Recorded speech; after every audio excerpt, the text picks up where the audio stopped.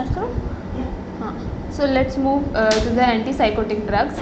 तो जो anti psychotic drugs हैं, अब हम सबसे पहले क्लासिफिकेशन। एंटी साइकोटिक ड्रग जो है वो बेसिकली साइकोटिक, जो जितने भी साइकोटिक वाले सिंड्रोम्स होंगे हम उसमें देंगे। उसमें whether it can be mood disorders और इट कैन बी स्कीजोफ्रीनिया, जहाँ भी साइकोसिस वाले सिम्टम्स आएंगे हम वहाँ उनको वो कर सकते हैं। तो उसका क्लासिफिकेशन आता है। सबसे पहले क्लासिफिकेशन अलग अलग टाइप से है, जैसे कि first generation, second generation and the second generation, और जो आज के टाइम पर लेटेस्ट वाली आई है। फर्स्ट जनरेशन में आता है लो पोटेंसी वाली, जिनकी पोटेंसी थोड़ी लो है, जैसे कि क्लोरप्रोमाजिन। क्लोरप्रोमाजिन जो थी वो सबसे पहले वाली जो फर्स्ट एंटीसाइकोटिक ड्रग थी। सबसे पहले जो 1952 में हमने साइंटिस्ट ने इसको डिस्कवर किया था। फिर आती है फर्स्ट जनरेशन हाई पोटेंसी। वो अच्छी तो थी लेकिन लो पोटेंसी, क्योंकि इनिशियली सबसे पहले डिस्कवर हुई है तो उसकी ऑब्वियसली पोटेंसी इतनी अच्छी नहीं होगी। फिर आता है first generation which are very high potency. High potency में आता है हेलोपेरिडोल और ये फ्लूफेनाजीन। ये जो है वो very strong D2 receptor blockers होती है, स्ट्रॉन्ग D2 रिसेप्टर ब्लॉकर्स। ठीक है, ये बहुत ज़्यादा अच्छे तरीके से D2 रिसेप्टर्स को ब्लॉक करती हैं, that's why their potency is very much high. फिर आता है सेकेंड जनरेशन एंटीसाइकोटिक्स, जिसमें आता है एटिपिकल एंटीसाइकोटिक्स, जिसमें आता है क्लोजापिन, ओलेंजापिन, रेस्पेरिडोन, ये सब मेडिकेशंस इसके अंदर आती हैं। तो अगर हमें इसमें डिफ्रेंशिएट करना है कि भाई कौन सी ड्रग्स इनमें से पॉजिटिव सिम्टम्स में जाएंगी, कौन सी ड्रग्स इनमें नेगेटिव सिम्टम्स में जाएंगी, तो जो भी ड्रग्स मीजोलिम्बिक एरिया के अंदर D2 रिसेप्टर्स को ब्लॉक करेगी, that is called as typical antipsychotics. तो जो टिपिकल एंटीसाइकोटिक्स होगी वो कौन सी होगी? हेलोपेरिडोल होगी, क्लोरप्रोमाजीन होगी। ठीक है, ये सब आते हैं फर्स्ट जनरेशन वाली जो है इसके अंदर मेंशन किया हुआ है। फर्स्ट ये हेलोपेरिडोल, ये क्या है? Typical antipsychotic. जो मेन क्लासिफिकेशन हम याद रखते हैं वो फर्स्ट जनरेशन और सेकंड जनरेशन से नहीं याद करते। फर्स्ट जनरेशन फर्दर टाइप होता है टिपिकल और अटिपिकल वाले के अंदर। तो जो टिपिकल के अंदर जो टाइप है उसके अंदर ये हम याद कर सकते हैं haloperidol which is of very high potency and the chlorpromazine which low potency drug, जो कि D2 रिसेप्टर्स को इतना स्ट्रॉन्गली इनिबिट नहीं करती हैं। ठीक है, जो सेकंड जनरेशन वाली है वो अटिपिकल है। अटिपिकल मतलब क्लोजापिन, जो बेसिकली एक्ट करती है 5-HT2 रिसेप्टर्स पर। ठीक है, तो मैंने अभी एक डायग्राम बनाया था आपके सामने वो ब्रेन का, जिसमें मैंने बताया था कि भाई कौन सी ड्रग कहाँ काम करती है। फॉर एग्जांपल ये मीजोलिम्बिक एरिया है, यहाँ ये न्यूरॉन्स आ रहे हैं, तो यहाँ पर वो डोपामिन का लेवल क्या करती है? इंक्रीज करती है, डोपामिन लेवल इंक्रीज। तो जो डोपामिन का लेवल एक्चुअल में साइकोसिस में इंक्रीज रहता है, ये ड्रग्स D2 रिसेप्टर्स को ब्लॉक करती है। कौन सी? टिपिकल और एटिपिकल वाली किस कौन से? हाँ, 5-HT2। 5-HT2 का दूसरा नाम क्या है? सेरोटोनिन। ठीक है, लेकिन जो एटिपिकल वाली ड्रग्स होती है ना, वो मेटाबॉलिक साइड इफ़ेक्ट्स ज़्यादा होते हैं। फॉर एग्जांपल मैं कार्डियोलॉजी यूनिट में हूँ, तो कार्डियोलॉजी यूनिट में जब भी पेशेंट आते हैं, ओबियसली उनका मेटाबॉलिक कुछ ना कुछ होगा, या तो डायबिटीज़ होगा या ओबेसिटी होगा। तो we will not prefer to use atypical medications, rather we will go for haloperidol. Serenace करके हम सेरेनेज करके हम रखते हैं इंजेक्शन अपनी क्रैश कार्ड में भी, जो हम IM या फिर IV देते हैं। ठीक है, क्योंकि हमें पता है कि भाई जो क्योंकि जो ये एटिपिकल वाली एंटीसाइकोटिक्स है ना, इनके सबसे ज़्यादा साइड इफ़ेक्ट्स हार्ट के लिए होते हैं। फॉर एग्जांपल ये अरिथमिया कराती हैं। ठीक है, और क्या कराती है? ओबेसिटी कोज करते हैं, ECG चेंजेस करते हैं। तो जब वो ECG ही चेंजेस करिए तो why we will prefer in a cardiology patient. ठीक है, तो हम कार्डिक पेशेंट्स में अटिपिकल ड्रग्स का यूज़ इतना नहीं करते हैं, जबकि टिपिकल ड्रग्स की तरफ हम ज़्यादा रहते हैं। लेकिन if in the psychiatric ward, तो साइकेट्रिक वार्ड में हम पेशेंट का एक्स्ट्रा पिरामिडल सिम्टम्स के बारे में सोचते हैं। तो एक्स्ट्रा पिरामिडल सिम्टम्स किस में ज़्यादा कम होने होते हैं? टिपिकल में। ठीक है, ओके हाँ, टिपिकल का यूज़ करते हैं हम। कहाँ थी मैं?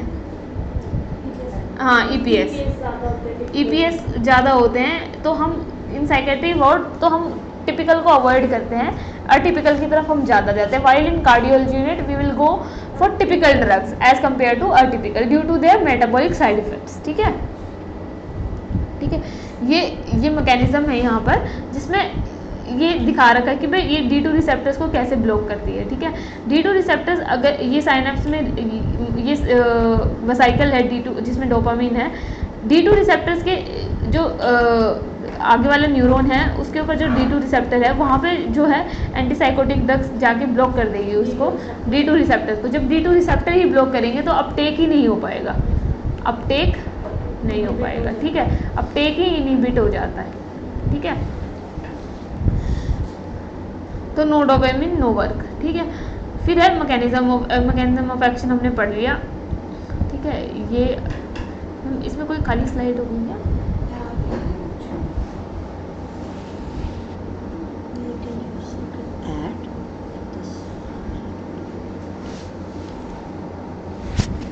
हाँ ठीक है,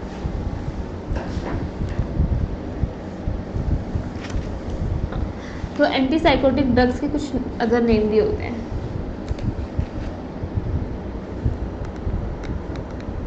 एंटीसाइकोटिक ड्रग्स उसको फर्दर नेम से भी जाता है, जैसे D2 रिसेप्टर ब्लॉकर। और कौन कौन से होते हैं बताओ? हाँ, 5-HT2 ब्लॉकर और डोपामिन ब्लॉकर्स। हाँ, एंटी स्किज़ोफ्रेनिक और न्यूरोलेप्टिक ड्रग्स। हाँ, न्यूरोलेप्टिक, ये सारे के सारे नाम हैं एंटीसाइकोटिक मेजर। हाँ, मेजर ट्रैंक्विलाइजर्स। ठीक है, हमने ये पढ़ लिया है टिपिकल में कौन से आएंगे, एटिपिकल में कौन से आएंगे। टिपिकल और अटिपिकल के अंदर हमने पढ़ लिया। बताओ कौन कौन से थे? हाँ, हेलोपेरिडोल, क्लोरप्रोमाजीन, फ्लूओफेजिन, ये सब। हाँ, ये किसमें आएंगे? टिपिकल में। अटिपिकल में क्या कौन कौन से आएंगे? क्लोजापाइन, ओलेंजापाइन, हाँ, वेस्पेरिडोन। ठीक है, ये सब अटिपिकल में आएंगे। फिर इसके बाद आते हैं हम अलग अलग से एक एक ड्रग को पढ़ते हैं। सबसे पहले आगे जो सबसे पहली ड्रग इन्वेंट हुई थी, क्लोरप्रोमाजीन। ठीक है, क्लोरप्रोमाजीन जो थी उसको फर्स्ट एंटीसाइकोटिक ड्रग भी बोलते हैं, एंटीसाइकोटिक ड्रग। इसको अगर मान लो किसी पेशेंट को दे रहे हैं तो सबसे पहले हम क्या देखेंगे, ये यूरिन डिस्कलरेशन करती है। फॉर एग्जांपल, एक पेशेंट क्लोरप्रोमाजीन ले रहा है और आपको कंप्लेन कर रहा है एज अ नर्स कि भाई मेरा यूरिन का कलर ऐसा है, तो हमें उस पेशेंट को एक्सप्लेन कर रहा है कि भाई ये इसके साथ बहुत कॉमन है, urine discoloration is more common in chlorpromazine. ठीक है, और फिर क्या है, ये फोटो सेंसिटिव भी है, फोटो सेंसिटिव। और क्या कराती है ये? हाइपरथर्मिया। पेशेंट को बुखार होगा, फोटो सेंसिटिव ये ड्रग होगी। ठीक है, यूरिन डिस्कलरेशन ये कराएगी। ठीक है, और इसकी फॉर्म देखें तो use in liquid form generally. ठीक है, फिर आता है इसका मोस्ट कॉमन साइड इफेक्ट क्या होगा? अरिथमिया। ठीक है, अरिथमिया इसका मोस्ट कॉमन साइड इफेक्ट होगा, अरिथमिया। ठीक है, क्लोरप्रोमाजीन का। फिर आता है हेलोपेरिडोल। ये भी क्या है? एक टिपिकल एंटीसाइकोटिक ड्रग है, हेलोपेरिडोल। ठीक है, हेलोपेरिडोल किस नाम से वर्ड में देखने को मिलती है? सेरेनेस। ठीक है, इसको IM IV कैसे भी हम दे सकते हैं, IM या फिर IV। ठीक है, ये ड्रग ऑफ चॉइस भी होती है किसकी? एक टोरेट सिंड्रोम होता है, टोरेट सिंड्रोम। क्या होता है टोरेट सिंड्रोम? इसमें कुछ बॉडी के ना कुछ टिक्स होते हैं, हाँ टिक्स आते हैं, कुछ अनयूजुअल टिक्स, जैसे कि फॉर एग्जांपल एक पेशेंट है वो बार बार अपने लिप्स को पिक करता रहेगा, ईयर को ऐसे ऐसे अनयूजुअल कुछ टिक्स होएंगे, इनवॉलेंट्री उसके बार बार ऐसे एक्टिविटी रहेगा, ठीक है। कुछ वर्बल भी हो सकता है वो, जैसे कि हर बात के हर बात के पीछे कुछ ना कुछ एक वर्ड लगा देना, वो टिक्स में आ गया। तो ये टॉरेट सिंड्रोम में इसको ड्रग ऑफ चॉइस भी बोला जाता है। तो ये था हैलोपेरिडोल का। फिर आता है, इसको मैं ऐसे रखूँ क्या एज अ नोटबुक, फिर ज़्यादा सही रहेगा। फिर ऐसे क्लोज़ापाइन। क्लोज़ापाइन में क्या था, ये क्लोज़ापाइन एक रिजर्व ड्रग है एक्चुअल में, जिसको ये क्या होता है,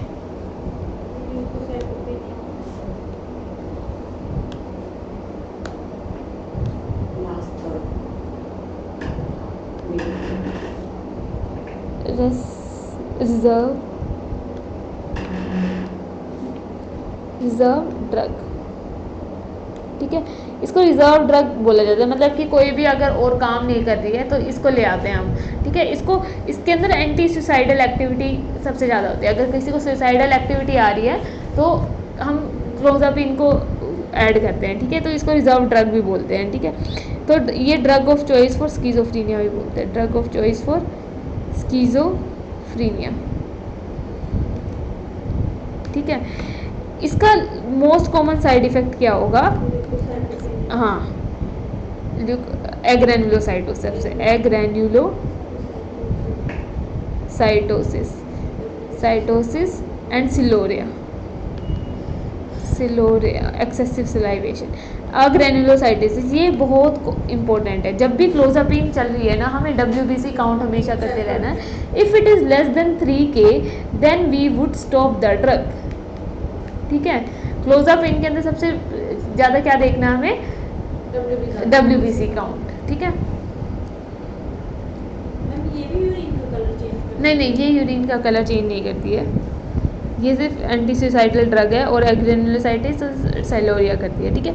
फिर आता है हमारा ओलेंजापाइन, ओ से याद रखना, ये देखो ओ गोलू मोलू सा है ना, ओलेंजा, हाँ पेन, सिर्फ ओबेसिटी, कोलेस्ट्रॉल का लेवल इंक्रीज करता है। HDL LDL को हमें चेक कराते रहना है,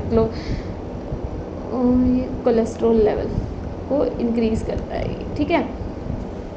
फिर क्या था, फिर कौन कौन सी है बताओ, रेस्पेरिडोन, ये क्या करती है, हाँ ये डिसरिथमिया कराती है, डिसरिथमिया, ठीक है। फिर क्या थी एक क्यूटियापिन, ये क्या कराती है, ECG की वेव्स में चेंजेस कराती है, T वेव्स में चेंजेस, ठीक है।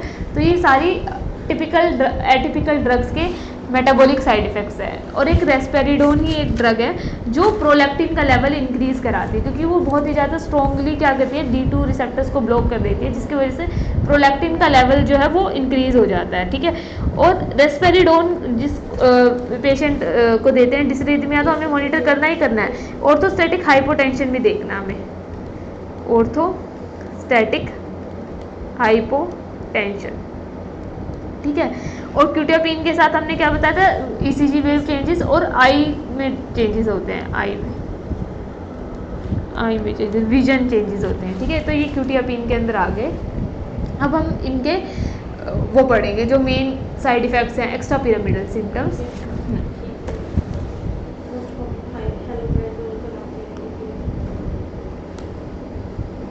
ठीक है। तो extra pyramidal symptoms, extra pyramidal symptoms, देखो जो मैंने बताया कि भाई साइकोसिस में क्या होता है, साइकोसिस में क्या होता है, डोपामिन का लेवल ब्रेन में क्या होता है, इंक्रीज हो जाता है। ड्रग्स क्या करती हैं, डोपामिन के लेवल को डिक्रीज करती हैं, ठीक है। तो जो सिम्टम्स आ रहे हैं एक्स्ट्रा पिरामिडल, वो किसकी वजह से आ रहे हैं, डोपामिन के लेवल के डिक्रीज होने से जो है एक्स्ट्रा पिरामिडल सिम्टम्स आ रहे हैं। तो अगर हम ऐसा करें, मान लो फॉर एग्जांपल एक पेशेंट है जिसको एक्स्ट्रा पिरामिडल सिम्टम आए, अगर उसमें सिम्टम आने लगे तो हम क्या करेंगे, suddenly we will low the dose, ठीक है, ताकि अगर हम उन दवाइयों की डोज को लो कर देंगे तो extra pyramidal symptoms automatically reduce हो जाएंगे। तो इसके अंदर हम यही करते हैं। तो लेकिन एक्सेप्टिंग वन, जो सबसे लास्ट में होता है ना टार्डेटिव डिस्काइनेसिया, उसके अंदर हम सिर्फ वो इंक्रीज़ करते हैं डोज को। तो सबसे पहला जो सिम्टम्स दिखने को मिलता है वो है डिस्टोनिया। डिस्टोनिया जो कि कब, कुछ घंटों से और एक दिन के अंदर ही दिखेगा dystonia. Dystonia most earliest, most early, ठीक है, डिस्टोनिया मोस्ट अर्ली। इसके अंदर जो देखने को मिलता है वो है ओक्यूलो गाइरिस, ओक्यूलोगाइरिस बोलते हैं उसको, जिसके अंदर जो आई है ना वो ऐसे ऊपर की तरफ ऐसे शिफ्ट हो जाती है, हाँ एक साइड तरफ ही जाती है, ओक्यूलोगाइरिस प्लस टोर्टिकोलिस, टोर्टिकोलिस, नेक एक जगह ऐसे मुड़ जाती है, ठीक है, टोर्टिकोलिस, ठीक है। इसमें शायद इसकी फ़ोटो भी होगी, देखती हूँ, हाँ ये रहा डिस्टोनिया, ये देखो facial grimaces, involuntary upward eye movement, ये देखो जो इंसान है उसकी आई मूवमेंट अपर हो गई है, ठीक है, और नेक एक तरफ रोटेट है तो उसको बोलेंगे टोर्टिकोलिस। ये देखो नेक एक तरफ रोटेट है ना इस इंसान की, तो इसको बोलेंगे टोर्टिकोलिस। और इसमें लैरिंजियल स्पाज्म भी आते हैं पेशेंट को। ये होता है ये एक्यूट डिस्टोनिया इनिशियली आता है विद इन आवर्स, ठीक है, और 1 डे के अंदर आता है, ठीक है। ये होता है एक्यूट डिस्टोनिया। डिस्टोनिया शब्द सुनते ही पहले सुनना, ये फर्स्ट नंबर का है, वेरी वेरी अर्ली। और क्या कहते हैं इसके अंदर जो 2 मेन टर्म है वो कौन कौन सी है, टोर्टिकोलिस और ओक्यूलोगाइरिक, ठीक है। फिर आता है स्यूडो पार्किनिज्म, स्यूडो पार्किंसन। ये कितने दिन में आता है, 3 to 5 डेज में ये दिखता है। फिर इसमें क्या होता है, जैसे पार्किंसन डिजीज में क्या होता था, डोपामिन का लेवल क्या होता था, डिक्रीज होता था, एसिटाइल कोलिनर्जिक का लेवल इंक्रीज होता था, ठीक है। इसमें भी सेम यही हो रहा है, डोपामिन का लेवल डिक्रीज हो रहा है तो उसका जो शफलिंग गेट रहेगी, मास्क लाइक फेस हो जाएगा, ट्रेमर्स होंगे, बिल्कुल पार्किंसन जैसा लगेगा पेशेंट। तो इसमें आएगा मास्क लाइक फेस,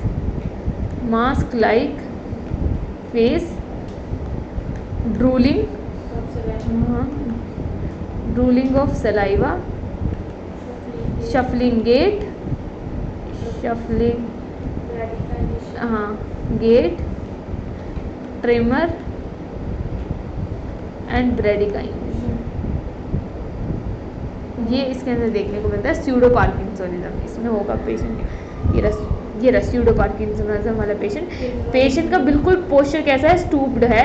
ये जो हाथ है इसमें रिजिडिटी, वो ट्रिमर्स को दिखा रखा है, रिजिडिटी, ब्रेडिकाइनेसिया, ट्रिमर्स एट रेस्ट और pin rolling movement of hand. Pin rolling मतलब बैठे हाथ को बैठे बैठे ऐसे ऐसे करता रहेगा, पिन रोलिंग, और शफलिंग गेट। ये आता है 3 to 5 डेज। तो सबसे पहले नंबर का क्या होगा, एक्यूट डिस्टोनिया, फिर स्यूडो पार्किंसोनिज्म, फिर आता है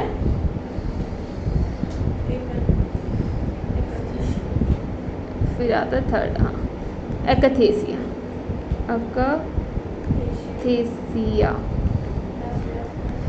50 to 60 डेज के अंदर ये होता है, ठीक है। इस अनेबिलिटी टू सी, जिसको वोकी टोकी सिंड्रोम भी बोलते हैं, वोकी टोकी सिंड्रोम। इसमें क्या होता है, एक्सट्रीमली रेस्टलेसनेस होती है, ठीक है। Inability to seat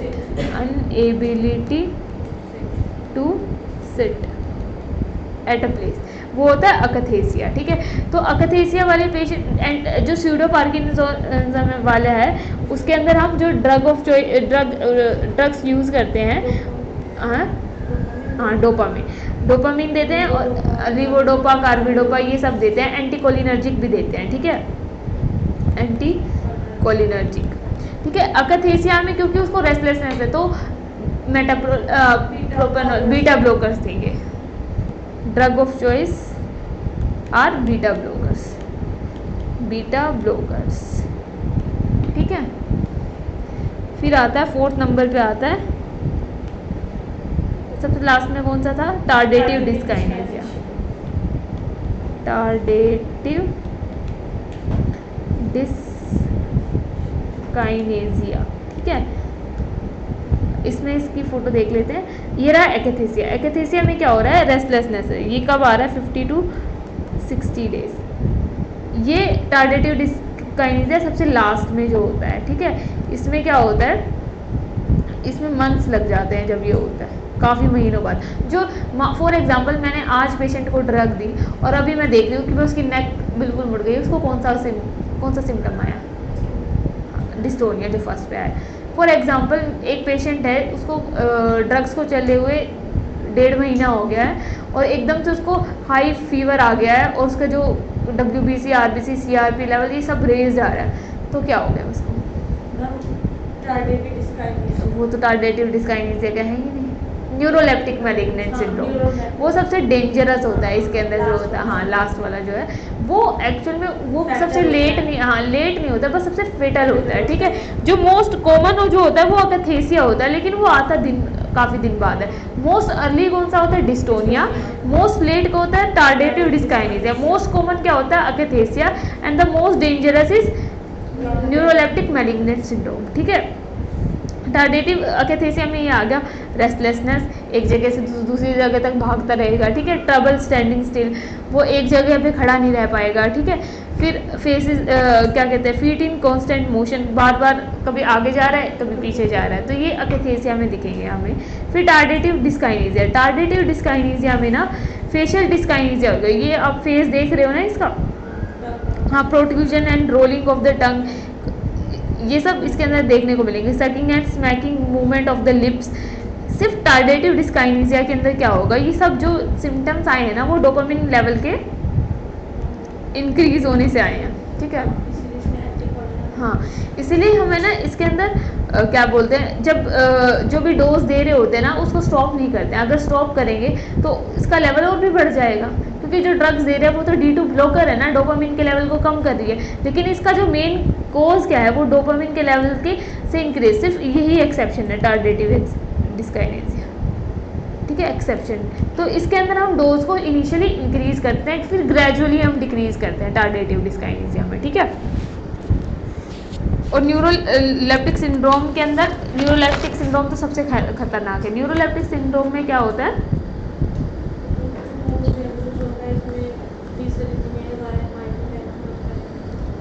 neuroleptic syndrome,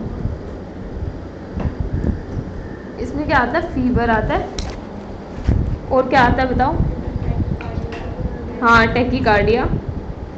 tachycardia और इसमें CRP लेवल्स रेज आते हैं। पूरा इंसान मतलब कि बहुत ज़्यादा ये डेंजरस कंडीशन होती है। और इसमें जो ड्रग ऑफ चॉइस होती है वो होती है डेंट्रोलिन, ठीक है। डेंट्रोलिन क्या है? ड्रग ऑफ चॉइस, किसमें? न्यूरोलेप्टिक सिंड्रोम में, ठीक है। तो अगर हम पूछें एक ऑर्डर में, सबसे पहले क्या था? डिस्टोनिया। सेकंड क्या था? हाँ हाँ, एकैथेसिया, टार्डेटिव डिस्काइनेसिया, ये मंथ्स टू ईयर्स होता है, ठीक है। ये टार्डेटिव डिस्काइनेसिया। फिर क्या आता है? Neuroleptic syndrome. ये बहुत ही ज़्यादा एक्यूट कंडीशन है जिसमें पेशेंट एकदम सिक हो जाता है, जिसमें फीवर आता है, टैकीकार्डिया हो जाता है और CRP लेवल बढ़ जाता है, ठीक है। ये सारे ये इसके फेशियल एक्सप्रेशन है, जो भी डिजीज़ कंडीशन अभी मैंने देखी। हाँ, और क्या है? तो ये अपनी पूरी एंटीसाइकोटिक ड्रग्स हो गई हैं। किसी को कुछ भी डाउट है ना तो एक बार पूछ लो।